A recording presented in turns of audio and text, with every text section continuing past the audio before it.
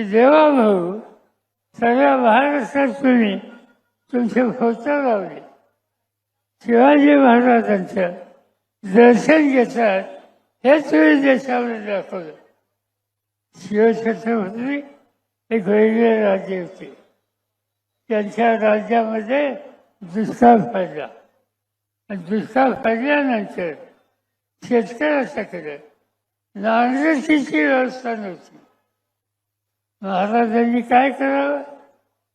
शिवाजी महाराजांनी नांगराचा फाळ हा बसवण्याच्यासाठी शेतकऱ्याला सोनं दिलं आणि सोन्याचा फाळ त्यांनी शेतीची नांगरट केली आणि हे सांगितलं की हा बळीराजा हा उपाशी राहिला तर देश उद्ध्वस्त होईल आणि हा आदर्श शिवाजी महाराजांचा हा देवाभाऊ घेतील असं आम्हाला वाटत होतं.